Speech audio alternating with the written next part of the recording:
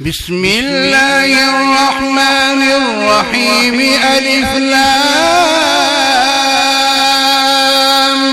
ميم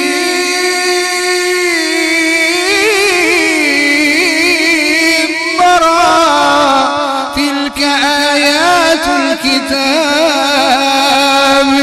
والذي أنزل إليك من ربك الحق ولكن أكثر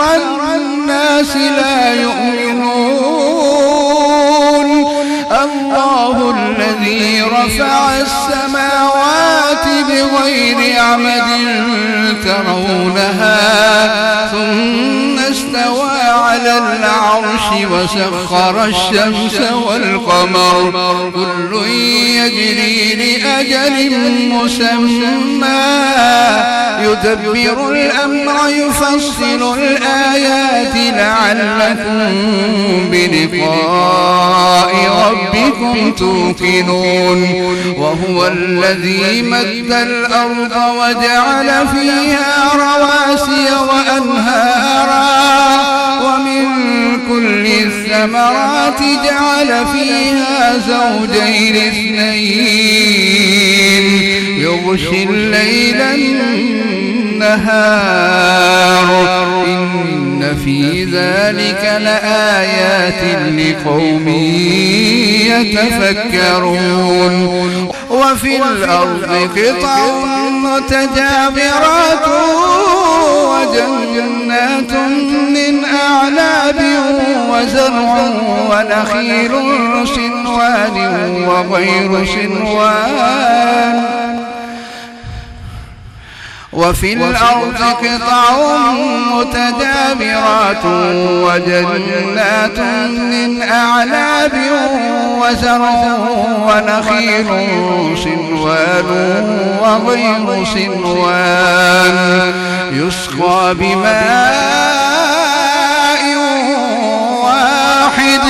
ونفضل بعضها على بعض في الأكل إن في ذلك لآيات لقوم يعقلون. وإن تعجب فعجب قولهم أإذا كنا ترابا أإنا لفي خلق جديد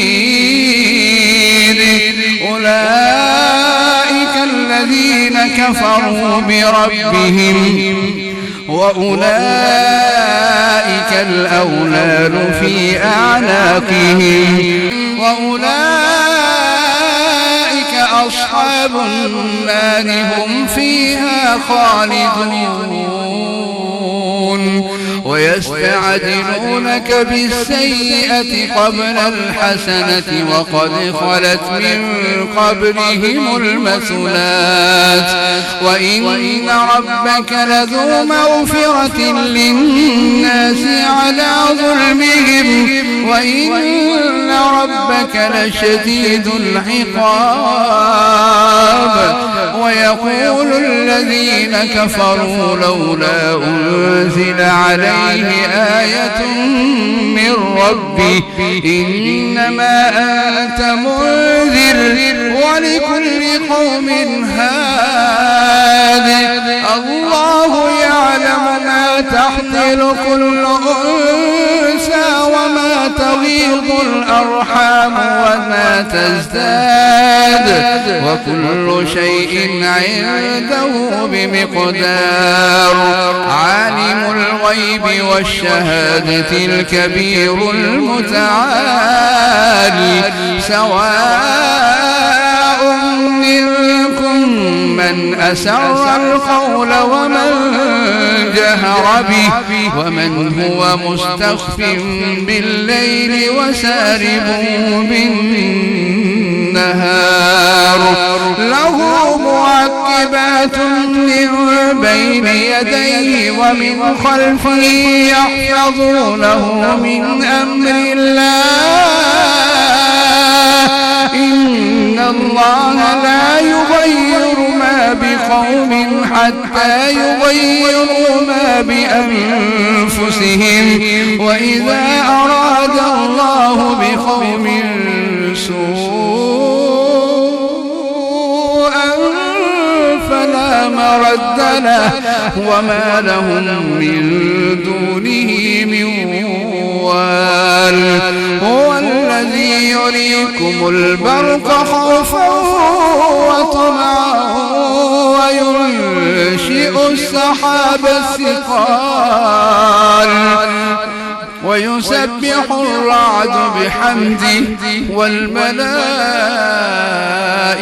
من خيفته ويرسل الصواعق فيصيب بها من يشاء وهم يجادلون في الله وهو شديد المحال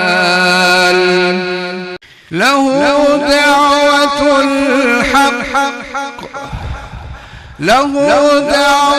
الحق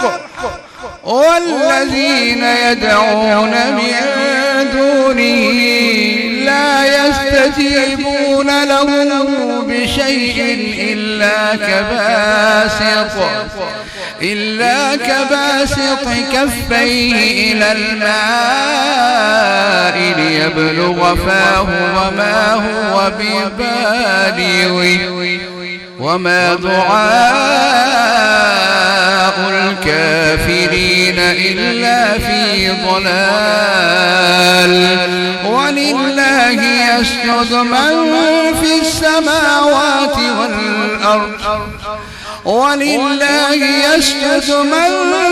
في السماوات والأرض طوعا وكرها وظلالهم بالغدو والآصال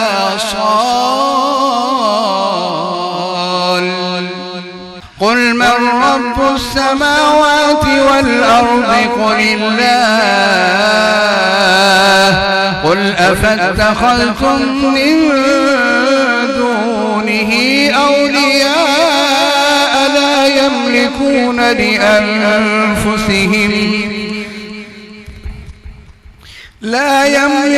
لأنفسهم نفعا ولا ضرا قل هل يستوي الأعمى والبصير أم هل تستوي الظلمات والنور أم جعلوا لله شركاء خلقوا كخلقه فتشابه الخلق عليهم قل الله خالق كل شيء وهو الواحد القهار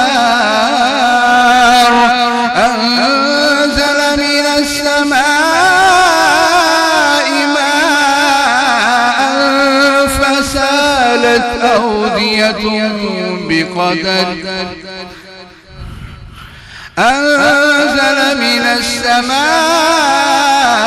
ماء فسالت أودية بقدرها فاحتمل السيل زبدا رابيا ومما يوقدون عليه في النار ابتغاء حلية أو متاع زبد مثله كذلك يضرب الله الحق والباطل فأما الزبد فيذهب جفاء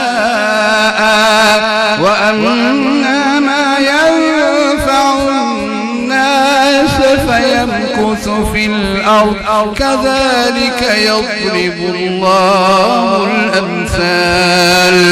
للذين استجابوا لربهم الحسنى والذين لم يستجيبوا له لو أن لهم ما في الأرض جميعا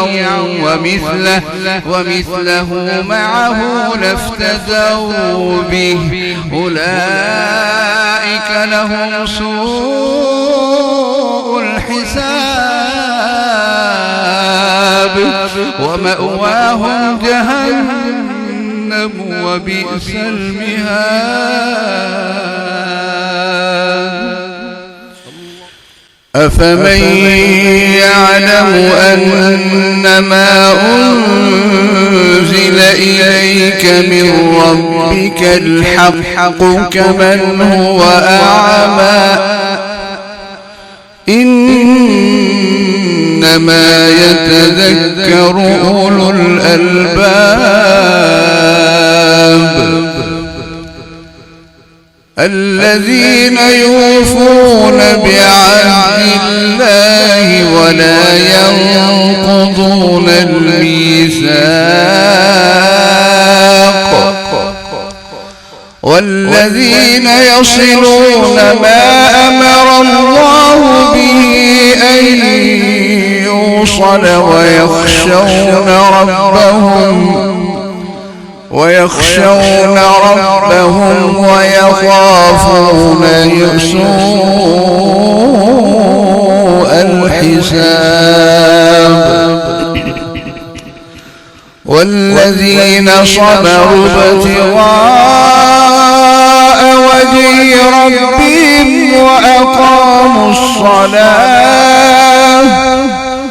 وأقاموا الصلاة وأنفقوا مما رزقناهم سرا وعلانية ويدرؤون بالحسنة السيئة أولئك لهم عقبى الدار جنات عدن يدخلونها ومن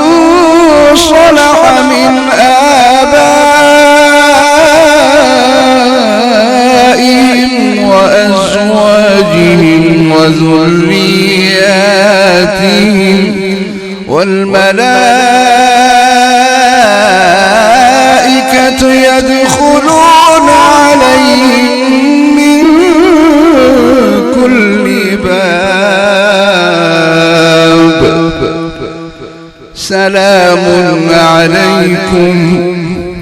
سلام عليكم بما صبرتم فنعم عقبى الدار والذين ينقضون عهد الله من بعد ميثاقه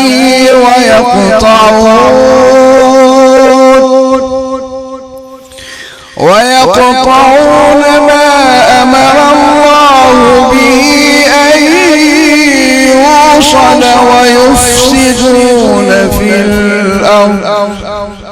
أولئك لهم اللعنة ولهم سوء الدار الله يبسط الرزق لمن يشاء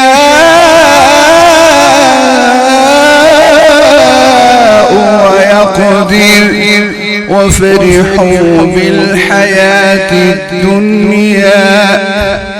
وما الحياة الدنيا في الآخرة إلا متاع ويقول الذين كفروا لولا أنزل عليه آية من ربه قل إن الله يضل من يشاء ويهدي إليه من أناب الذين آمنوا وتطمئن قلوبهم بذكر الله ألا بذكر الله تطمئن القلوب الذين آمنوا وعملوا الصالحات طوبى لهم وحسن مآب كذلك أرسلناك في أمة قد خلت من قبلها أمم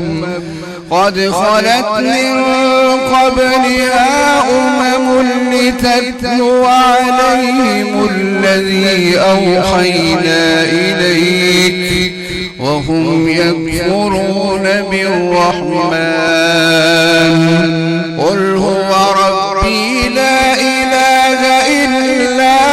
هو عليه توكلت وإليه متاب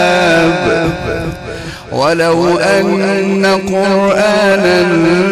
سيرت به الجبال أو قطعت به الأرض أو كلم به الموتى بل لله الأمر جميعا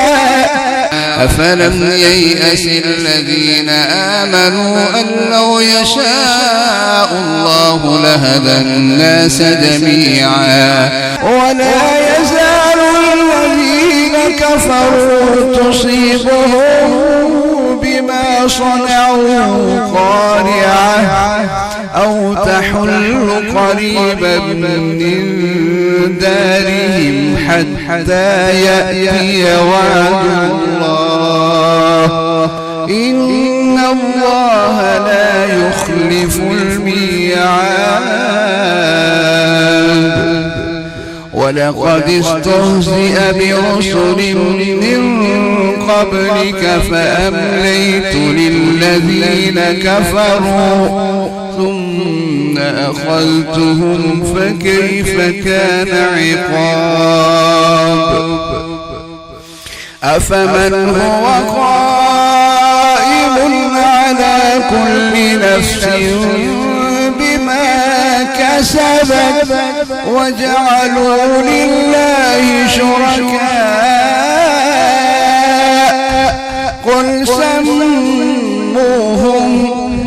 أم تنبئونه بما لا يعلم في الأرض أم بظاهر من القول بل زين للذين كفروا مكرهم وصدوا عن السبيل ومن يضلل الله فما له من هاد لهم عذاب في الحياة الدنيا ولعذاب الآخرة أشق وما لهم من الله من واق مثل الجنة التي وعد المتقون تجري من تحتها الأنهار أكلها دائم وظلها تلك عقبى الذين اتقوا وعقبى الكافرين النار والذين آتيناهم الكتاب يفرحون بما أنزل إليك ومن الأحزاب من ينكر بعضه قل إنما أمرت أن أعبد الله ولا أشرك به إليه أدعو وإليه مآب وكذلك أنزلناه حكما عربيا ولئن اتبعت أهواءهم بعدما جاءك من العلم ما لك من الله من ولي ولا واق ولقد أرسلنا رسلا من قبلك وجعلنا لهم أزواجا وما كان لرسول أن يأتي بآية إلا بإذن الله لكل أجل كتاب يمحو الله ما يشاء ويثبت عنده أم الكتاب وإنا نرينك بعض الذي نعدهم أو نتوفينك فإنما عليك البلاغ وعلينا الحساب أولم يروا أنا نأتي الأرض ننقصها من أطرافها والله يحكم لا معقب لحكمه وهو سريع الحساب وقد مكر الذين من قبلهم فلله المكر جميعا يعلم ما تكسب كل نفس وسيعلم الكفار لمن عقبى الدار ويقول الذين كفروا لست مرسلا قل كفى بالله شهيدا بيني وبينكم ومن عنده علم الكتاب